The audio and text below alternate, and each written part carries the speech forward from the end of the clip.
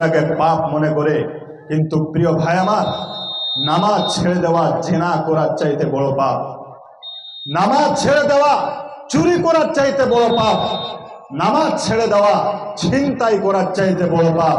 একটা মানুষ ছিনতাই করলে জাহান্নামে যাবে না, তবে একটা মানুষ যদি নিয়মিতভাবে নামাজ ছেড়ে দেয় তাহলে সে জাহান্নামের মধ্যে যাবে। আল্লাহ রাব্বুল আলামিন পবিত্র কোরআনের মধ্যে বলছেন যে কাল কিয়ামতের দিনে জাহান্নামীদেরকে জাহান্নামের মধ্যে নিক্ষেপ করে দেওয়া হবে। সেই মুহূর্তে আল্লাহ রাব্বুল আলামিন বলছেন যে জান্নাতীরা তাদেরকে জিজ্ঞাসা করবেন, মা সালাকাকুম ফি সাকার, তোমরা জাহান্নামের মধ্যে কেন আসলে?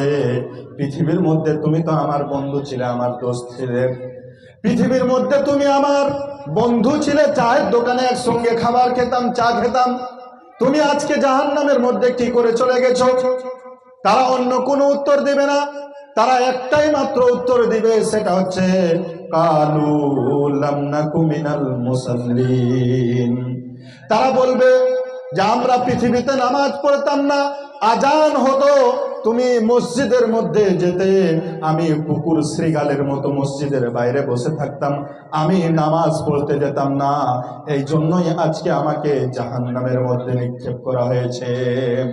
আরেকটি তারা উত্তর দিবে, ওয়ালাম নাকু নুতিমুল মিসকিন, আমরা মিসকিনদেরকে খাবার দিতাম না, আমরা পৃথিবীতে থাকাকালীন মিসকিনদেরকে খাবার দিতাম না, এই জন্যই আজকে আমাদেরকে জাহান্নামের মধ্যে এসেছে। জাহান্নামে যাওয়ার একটা বড় কারণ হবে এটা, মিসকিনদেরকে খাবার না দেওয়া আর নামাজ না পড়া, এটা হবে জাহান্নামে যাওয়ার বড় কারণ। অথচ আপনি আজকে পেট ভরে খান, কিন্তু আপনার বাড়ির পাশে একজন লোক ক্ষুধার্ত অবস্থায় থাকে, আপনি তার কোনোদিন খোঁজ খবর নেন না।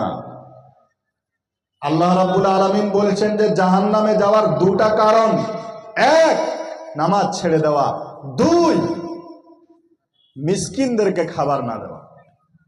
ব্যক্তিগত জীবনে নিজের সালাত নিয়ে আসতে হবে। তারপরে আল্লাহ রাব্বুল আলামিনের নবী বলছেন যে মুরু আওলাদাকুম বিসসালাত ওয়া হুম আবনাউ সাবঈ সিনিন ওয়াদরিবুহুম আলাইহা ওয়া হুম আবনাউ আশরি সিনিন। আল্লাহ রাসূল সাল্লাল্লাহু আলাইহি ওয়াসাল্লাম বলছেন যে তোমাদের সন্তানদেরকে নামাজের আদেশ করো, তোমাদের সন্তানদেরকে নামাজের হুকুম করো যখন তার বয়স 7 বছর হবে। 7 বছর বয়স যখন হলো তখন আপনাকে জিজ্ঞাসা করতে হবে, আব্দুর রহমান তোমার বয়স এখন 7, তোমাকে নামাজ পড়তে হবে। আপনি তাকে হাত ধরে নামাজে নিয়ে যান। 8 বছর যখন হয়েছে, আব্দুর রহমান তোমার বয়স এখন 8 বছর, তোমাকে মসজিদে যেতে হবে। 9 বছর এভাবেই বলতে হবে। তারপরে যখন তার বয়স 10, আব্দুর রহমান নামাজ পড়েছো? নামাজ পড়েনি। চোখ গরম হয়ে যাবে আপনার, লাঠি দেখেছো, নামাজ পড়েনি মানে এখনই যাও নামাজ পড়ে আসো, এভাবে কথা হবে আপনার। আল্লাহ রাসূল সাল্লাল্লাহু আলাইহি ওয়াসাল্লাম তাই বলছেন যে মুরু আওলাদাকুম বিসসালাত ওয়া হুম আবনাউ সাবঈ সিনিন ওয়াদরিবুহুম আলাইহা ওয়া হুম আবনাউ আশরি সিনিন। তোমার বাচ্চার বয়স যখন 7 বছর হয়ে যাবে তখন তুমি তাকে আদেশ করো, আর যখন তার বয়স হয়ে যাবে 10 বছর তখন জোর প্রয়োগ করে পিটিয়ে তাকে মসজিদের মধ্যে নিয়ে যাও। প্রিয় ভাই আমার, কিন্তু আজকে আফসোস লাগে, বাপ তো নিজেই নামাজ পড়ে না, বাপের কালে সে মসজিদের খুঁটি দেখেনি, ছেলেকে কি বলবে নামাজের কথা। আর কিছু কিছু নামাজি আছে, এরা নামাজির নামে শয়তান। যদি ছোট বাচ্চাকে নিয়ে আসা হয় তাহলে তার গা চুলকায়, কেমন যেন হয়, কেমন কেমন যেন হয়। ছোট বাচ্চা মসজিদে যখন একটু বদমাশি করে হাসে তখন তার সহ্য হয় না, অথচ সে লোকটা নামাজ ধরেছে 46 বছর বয়সে।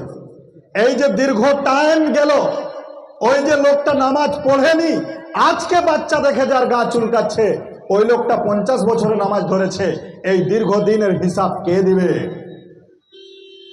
এই জন্য বাচ্চাদেরকে নিয়ে আসবেন। বাচ্চারা বদমাশি করবে, এটাই বাস্তব, বাচ্চারা খেলবে, এটাই বাস্তব, কারণ আপনি যখন বাচ্চা ছিলেন তখন আপনিও খেলেছেন, আপনিও হেসেছেন, আপনিও বদমাশি করেছেন। এখন সেই বাচ্চা মসজিদে এসে বদমাশি করবে, আপনাকে বুঝাতে হবে। আর যদি এখন তাকে ধমক দেন, ভবিষ্যৎ প্রজন্ম নষ্ট হয়ে যাবে। যেই মসজিদের মধ্যে বাচ্চার আওয়াজ নেই, যেই মসজিদের মধ্যে বাচ্চার হাসাহাসির আওয়াজ নেই, বাচ্চার চিৎকারের আওয়াজ নেই, বুঝে নিতে হবে সেটা মসজিদ নয়, সেটা আস্তে আস্তে মরুভূমিতে পরিণত হতে চলেছে। কারণ এই বাচ্চাগুলো হচ্ছে ফুলের কড়ি। আজকে যদি আপনি ফুলটাকে ভেঙে দেন, কড়িটাকে ভেঙে দেন, কালকে আপনি ফুল পাবেন না। আজকে যদি আপনি বীজটাকে নষ্ট করে দেন, কালকে আর গাছে পরিণত হবে না। এই জন্য বাচ্চা যারা মসজিদে আসে, যাদের গা চুলকায়, তাদের জন্য একটা মেসেজ দিয়ে গেলাম, কখনোই আপনি এই ভুল করবেন না। ওর জন্য আপনাকে জাহান্নামে যেতে হবে। ওই বাচ্চাটাকে আপনি পাশে নিয়ে বসে বুঝান, তাকে আদর দেন, চকলেট দেন, তাকে মসজিদে নিয়ে আসেন। এটা আপনার দায়িত্ব হবে। প্রিয় ভাই আমার, সাহাবায়ে কেরামদের ইতিহাস যদি দেখেন, তাদের মধ্যে কি শিষ্টাচার ছিল, আমাদের মধ্যে কি শিষ্টাচার আছে। ব্যক্তিগত জীবনে তাদের মধ্যে নামাজ কেমন ছিল, আমাদের মধ্যে নামাজ কেমন আছে। কাউ যদি নামাজ পড়েছে, 50 বছর থেকে নামাজ পড়ছে, অথচ নামাজের কিছুই জানে না, নামাজের দুয়া সূরা জানে না, আত্তাহিয়াত জানে না, অথচ সে 50 বছর থেকে নামাজ পড়ছে। প্রিয় ভাই আমার, নামাজে যা পড়ছেন আল্লাহকে কি বলছেন এটা জানার দরকার আছে কিনা? আল্লাহকে আপনি কি বলছেন এটা জানার দরকার।